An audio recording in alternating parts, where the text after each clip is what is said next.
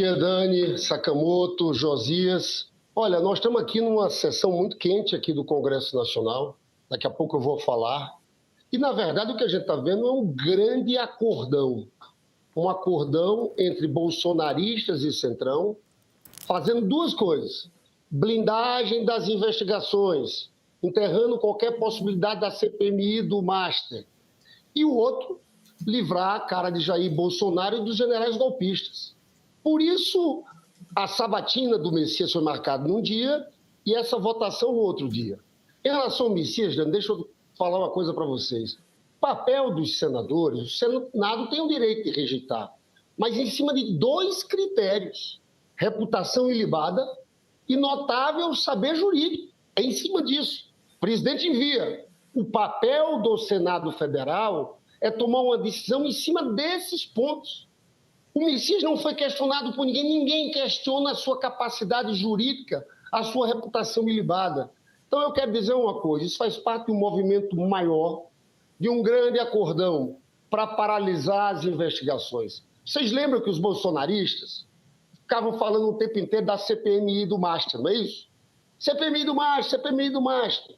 Eles tinham conseguido assinaturas. Nós também temos um pedido, está faltando 10 assinaturas. Sabe o que o bolsonarismo fez no dia de hoje? Eles não protocolaram a CPMI, porque a gente está querendo obrigar o Davi Alcolumbre a ler. Porque se ele faz uma sessão do Congresso, ele é obrigado a ler. Então veja o acordo. Vão diminuir a pena de Bolsonaro, dos generais golpistas. E, ao mesmo tempo, o PL não protocola a CPMI do Master. É isso que está acontecendo aqui no dia de hoje. Agora, Lindbergh, em primeiro lugar, bom dia. É isso aí, Muito decano. bom tê-lo aqui conosco. É contigo mesmo.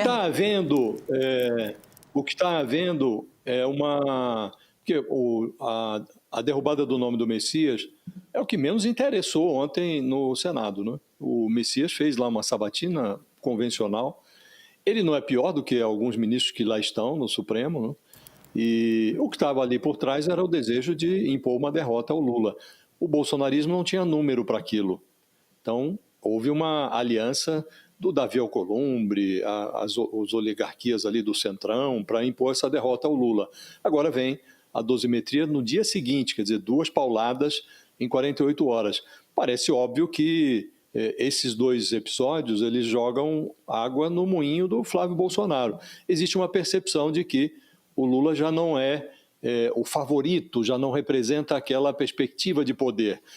O que fazer a seu juízo? Como o governo deve reagir? Como o Lula deve reagir? Assimila essas 2 derrotas ou vai para cima? Ou impõe alguma retaliação ao Alcolumbre, a essa turma do Centrão? Alguns deles até continuam alojados no governo. O que fazer? Josias, deixa eu falar uma coisa. Claro que eles querem também impor a derrota ao Lula, mas é mais do que isso. Eu estava como líder do PT, agora estou como vice-líder do governo. Eu posso dizer que o último semestre do ano passado todo, eles só tinham uma preocupação: blindagem, tentar parar a investigação. Eles têm um sentimento aqui que a PF está descontrolada, está avançando. Isso começa com a Operação Carbono Oculto, que pega gente da política, gente do sistema financeiro e do PCC. Depois foi a refinaria de Manguinhos. Aí depois veio o caso do Banco Master. E aqui tem um desespero de muitos atores que estão preocupados com desfecho, com possibilidades de prisão. E eles começam a achar, por isso que eu disse que o Romero Jucá ficou atual. Lembra da fase do Romero Jucá no período da Dilma? É preciso estancar a sangria. É mais ou menos isso. A reclamação que tem aqui por trás é que a PF do Lula é muito autônoma. Então, eu vejo isso aqui como um movimento que tem centralmente esse papel e esse objetivo. Eles querem retomar as rédeas, tentar impedir que as coisas continuem andando desse jeito com as investigações. O que é que eu acho que o governo tem que fazer? Tem que fazer o que fez no ano passado, dobrar a aposta. No momento da PEC da blindagem, o que é que nós fomos? Nós fomos para as ruas. E a gente virou o jogo. A sociedade entendeu, nas redes sociais começou a surgir Congresso inimigo do povo para se proteger. É a mesma coisa aqui agora. Eu espero que, ao contrário do que eles tentam fazer, que é colocar o governo nas cordas, para dosar, para impedir a investigação da Polícia Federal, eu espero que a Polícia Federal acelere as investigações. Os nomes têm que aparecer. E nós temos que ir para a sociedade fazendo a disputa política. Nós temos, como fizemos no ano passado, que tentar transformar essa derrota numa vitória política. Mostrar esse acordão. É um acordão feio do bolsonarismo com o Centrão. Essa turma do Bolsonaro tem que se explicar. Sumiu a CPMI do Master? Não protocolaram no dia de hoje? Você veja que estava tudo montado. O Alcolumbre montou tudo com o bolsonarismo. Eles trabalharam juntos. Foram 2 dias. Agora é a consumação desse acordo nessa derrubada do veto aqui. Então, a minha opinião é que o governo tem que ir para a ofensiva, sair das cordas. Deputado, bom dia, Sakamoto aqui, obrigado aqui pela presença. Fazendo uma análise, eu conheço bem a sua posição a respeito disso, imaginei que também você teria essa posição com relação a dobrar a aposta. Mas, e com relação ao entorno do presidente Lula, ficou um pouco a impressão, né, e aí eu queria até que o senhor analisasse isso, que o entorno do presidente Lula estava muito mais otimista com relação ao desfecho de ontem do que realmente estava. A gente conversava com os deputados e senadores da base do governo que falavam de 41 a 45. A gente falava no Planalto, chegavam a falar 50. Sabe? Isso em off, né? Ou seja, era uma questão de avaliação pessoal. A base do governo, ela está tendo uma análise, a base do governo, desculpa, o entorno do presidente da República e o próprio presidente da República estão tendo uma análise com todos os fatos da realidade. Como é que o senhor tem visto isso? Porque a impressão é que tinha 2 análises correntes diferentes. Olha, era difícil quem prevesse uma derrota num caso como esse. A gente achava que ia ser apertado, mas que ia ter vitória. Porque uma conspiração ardilosa como essa se constrói em cima de mentira, de muita falsidade, de muita gente chegando e dizendo, eu vou votar, fica tranquilo, Messias. E traíram. E eles fazem um movimento de manada, sabe? Eles, eu estou certo que de domingo para segunda, nessa semana, terça, eles foram percebendo que tinham condições, aí foram se articulando.